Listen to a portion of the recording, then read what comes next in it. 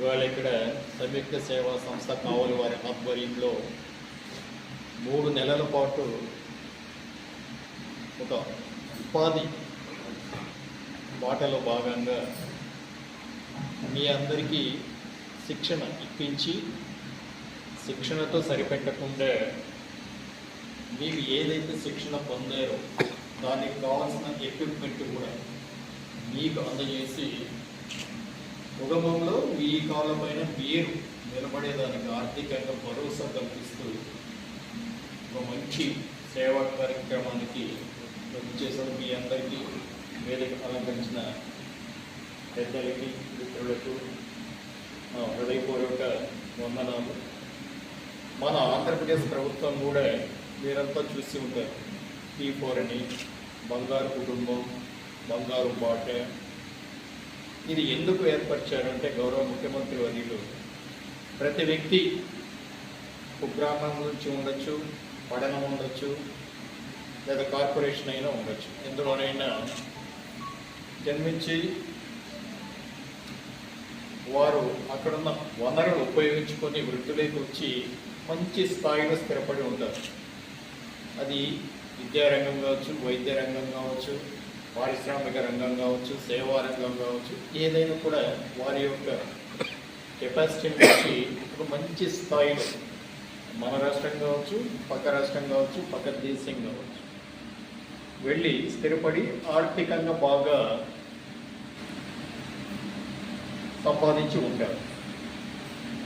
వారు తమ సొంత ప్రదేశంలో, ఎందుకంటే అక్కడి నుండి కదా వారు వచ్చారు, ఆ వనరులు ఉపయోగించుకొని కదా ఆ స్థాయికి వచ్చారు. ఆ ప్రదేశంలో ఎక్కడి నుండి వచ్చారో వారి సొంత ప్రదేశం, జన్మభూమి, ఆ ప్రదేశంలో తమ చుట్టూ ఉన్నటువంటి ప్రజానీకానికి ఏమైనా చేయడానికి ఒక ప్లాట్ఫామ్ అనేది అవసరం. కాబట్టి వారు కూడా ఇంత స్థాయికి వచ్చారు. వారు కూడా కింద పేదరికంతో బాధపడుతున్న ఆ కుటుంబాలకు కానీ, వ్యక్తులకు కానీ సహాయం చేయడం ద్వారా వారిని కూడా వారి జీవన ప్రమాణాలు పెంచడమే ఈ యొక్క బంగారు బాట యొక్క ప్రధాన ఉద్దేశం.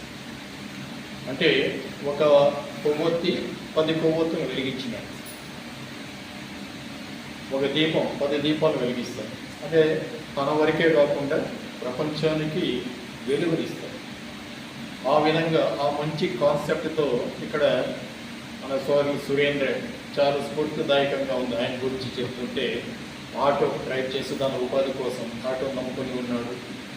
ఆటో ద్వారా వచ్చే ఆదాయంతో తన కుటుంబాన్ని పోషించుకుంటూ కొంత సేవా తత్పరతతో ఈ సంయుక్త సేవా సంస్థ ద్వారా ఆయన తన చుట్టుపక్కల ప్రాంతంలో, అంటే కావలి నియోజకవర్గంలో ఎవరైనా చెప్పారు కదా, ఉపాధి లేని వాళ్ళు, చనిపోయి ఎవరు కూడా ఆర్థికంగా సహాయం లేని వాళ్ళు, ఇలా రకరకాల బాధలతో గురవుతున్న కుటుంబాలను గుర్తించి వారికి ఈ సంస్థ ద్వారా ఇందాక చెప్పారు చక్కగా ఒక మెసేజ్ పెట్టి చాలామంది స్పందించి కావాల్సిన ఆర్థిక సహాయం అందజేయడం, ఎవరైనా అడిగితే కూడా ఇవ్వరు. ఎందుకంటే ఈ సంస్థ యొక్క సేవా కార్యక్రమాలకు చూసి స్పందించి ప్రతి ఒక్కరు చాలా కొంత సహాయం చేసినట్టయితే ఆ కుటుంబానికి మంచి చేసిన వారు మాత్రం మన ఉద్దేశంతో ఒక మంచి కాన్సెప్ట్తో కావలి పట్టణంలో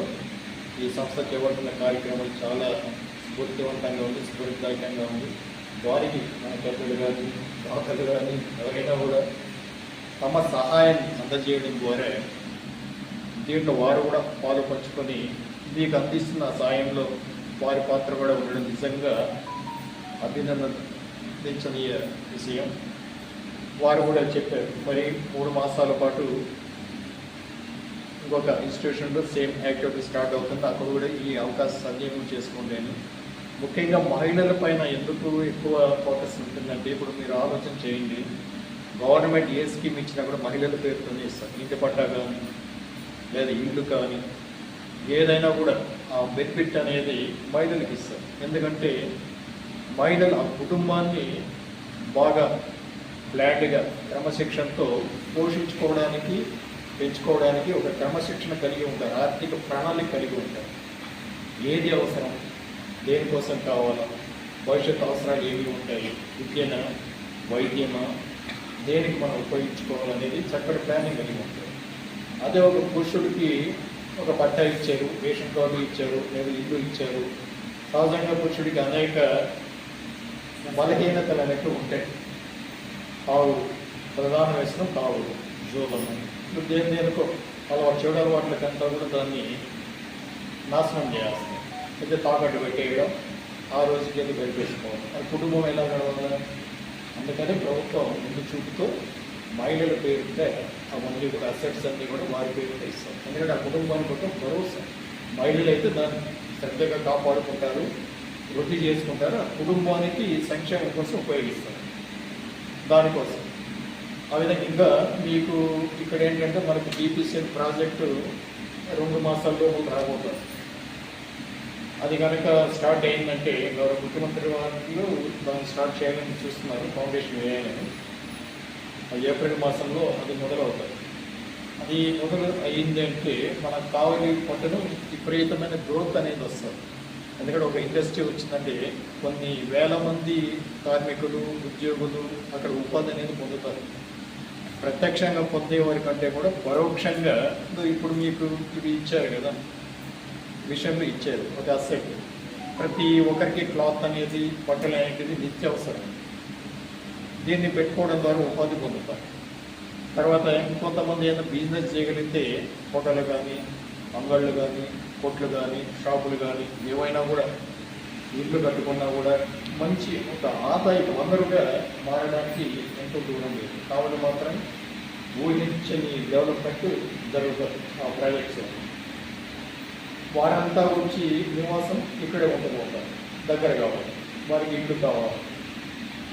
వారు వచ్చిందనుకు ఆ కుటుంబం గడవడానికి కావాల్సిన కిరాణా కొట్టు, కూరగాయలు, రకరకాల ప్రతిదీ కూడా అన్నీ కూడా గడుస్తాయి. ఇన్కమ్ జనరేషన్ అనేది జనరేట్ అవుతుంది, పెరుగుతుంది. దానివల్ల అనేక ఉపాధి వస్తే మన యొక్క జీవన ప్రమాణాలు కూడా పెరుగుతాయి. అదే ఇట్లా అవకాశాలు మనం అన్ని వృత్తులన్నీ కూడా మనం చేతిలో పెట్టుకొని ఉంటే కుటుంబంలో ఒక అనుకోని సంఘటన ఏదైనా జరిగినా కూడా మనం మన కాళ్ళపైన మనం నిలబడుకుని ఆర్థికంగా మన స్వాతంత్రం ఒకరిపై డిపెండెన్స్ అనేది లేకుండా ఆధారపడుకుని లేదా మన కుటుంబం ఎలా గడవాలి అనే బాధ అనేది లేకుండా మన కాళ్ళపైన మనం నిలబడి ఉపాధి, మనం కూడా ఇంకో 10 మందికి ఉపాధి కల్పించాం. మనం కొంత చేస్తాం, కొంతమంది వర్కర్స్, మనకి బిజినెస్ పెరిగిందనుకోండి ఇంకొంతమందిని వర్కర్స్ని పెట్టుకుంటాం, వారికి కూడా మనం ఉపాధి కల్పించడం వల్ల మనం. బట్ ఇటువంటి కార్యక్రమాలన్నీ కూడా ముఖ్యంగా మీకు అర్బన్లో అయితే గప్పా ఉంది, రూరల్ అయితే డిఆర్డిఏ వాళ్ళు కూడా మహిళలకు ముఖ్యంగా తెలిసి ఉంటాయి. వాళ్ళు కూడా మీకు నచ్చిన రంగంలో వాళ్ళు శిక్షణ ఇస్తారు. బ్యాంకు ద్వారా కూడా టైఅప్ చేసి మీకు కావాల్సిన లోన్స్ అందించే అవకాశం ఉంది. డాక్టర్ మహిళలుగా గ్రూపుల్లో మీకు అన్నీ కూడా తెలిసి ఉంటాయి. అవన్నీ అంటే ఉపాధికి మనకు అనేక మార్గాలు, అవకాశాలు గవర్నమెంట్ కల్పిస్తుంది. ఇటువంటి స్వచ్ఛంద సేవా సంస్థలు కూడా అందులో ఇన్వాల్వ్ అవడం వల్లే మన కుటుంబాలు ఏవి కూడా మొదట పడకుండా, ఇబ్బంది పడకుండా, కష్టాలు పడకుండా మన కాళ్ళపైన మనమే నిలబడుకున్న ఆర్థిక స్వావలంబన, ఆర్థికంగా మనం స్వయం సమృద్ధి సాధించినప్పుడే ఆ కుటుంబం మన జీవన ప్రమాణం వేగంగా డిపెండెన్స్ అనేది ఉంటుంది. మనం చూసి ఇంకొకరు మన మార్గంలోకి వస్తారు. ఇందాక మీరు చూశారు 30 మంది శిక్షణ పొందారు, రేపు మరొక 30 మందికి ఇస్తున్నారు. దీనివల్ల స్ప్రెడ్ అవుతా వెళ్తుంది. అనేక కుటుంబాలు అనేటివి బాగుపడడం అనేది జరుగుతుంది. ఈరోజు నిజంగా దాదాపు 6 మిషన్లు ఇక్కడ వారు ఇస్తున్నారు. భవిష్యత్తులో కూడా ఇంకా దాతల సహకారంతో మిగిలిన ఎవరైతే శిక్షణ పొంది ఉన్నారో ఇప్పుడు సర్టిఫికెట్ తీసుకుంటారో వారికి కూడా వీరి ద్వారా అందజేస్తారు. ఆ అవకాశాలు మనం సృష్టించుకోవాలి. ఇప్పుడు ఆ సంస్థ చేస్తున్న సేవలు మరోసారి అభినందిస్తూ, ముఖ్యంగా మన సురేంద్ర ఈ సభాముఖంగా నిజంగా వారి విశాల హృదయాన్ని చాలా ధన్యవాదాలు. ఈ యొక్క టెంపుని భవిష్యత్తులో మరింత మంది స్ఫూర్తి పొంది చాలామందికి అవకాశాలు కల్పించాలని, ఆ సంస్థ ద్వారా కానీ వ్యక్తిగతంగా కానీ ఇటువంటి నీడీ పర్సన్స్ గుర్తించి వారికి సహాయం చేయడం ద్వారా మన జన్మ కూడా సార్థకమవుతుంది. మీరు చేస్తున్న ఈ యొక్క కార్యక్రమాలకు హృదయపూర్వక ధన్యవాదాలు చెప్పి ఈ అవకాశం కల్పించిన మీ అందరికీ కూడా ప్రత్యేక ధన్యవాదాలు.